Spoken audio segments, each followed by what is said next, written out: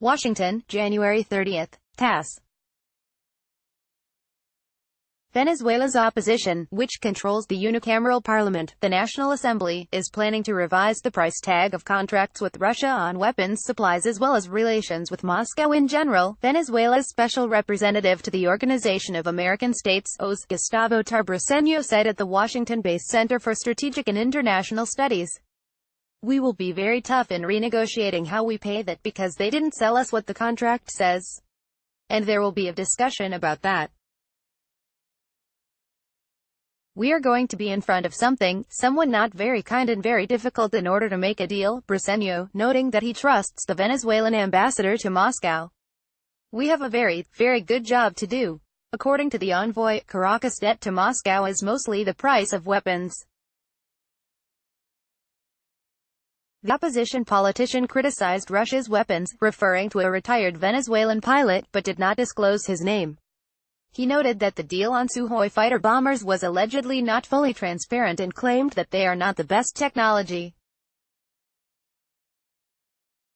In his speech, Briceno also complained about bad quality of Russian helicopters, saying that two-thirds of them do not fly in Venezuela.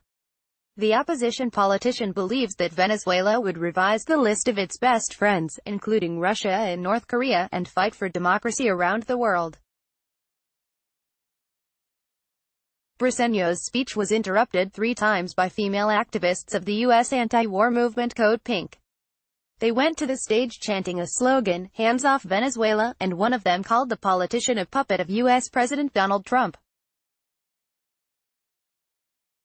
The Organization of American States, OAS, did not recognize as legitimate the new term of Venezuelan President Nicolas Maduro. 19 member states of the group backed the decision, 6 were against and another 8 abstained, while a representative of one more country was absent during the vote. Venezuela's foreign ministry described the OAS decision as a dangerous precedent in international relations. In late April 2017, Venezuela notified the OAS about leaving the organization. Maduro said his country would never return to the group, calling it a tool for legitimizing imperial aspirations against sovereign nations.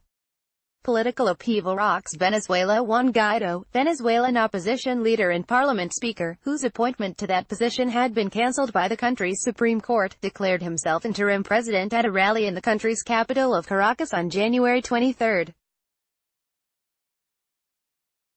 Several countries, including the United States, Lima Group members, excluding Mexico, Australia, Albania, Georgia and Israel, as well as the Organization of American States, recognized him as president. Maduro, in turn, blasted the move as a coup staged by Washington and said he was severing diplomatic ties with the U.S. Meanwhile, Spain, France, Germany, the United Kingdom and the Netherlands said that they would recognize Guaido as Venezuela's interim president unless Maduro called elections by February 3. In contrast, Russia, Belarus, Bolivia, Iran, Cuba, Nicaragua, El Salvador and Turkey voiced support for Maduro, while China called for resolving all differences peacefully and warned against foreign interference. The United Nations Secretary-General, in turn, called for dialogue to resolve the crisis.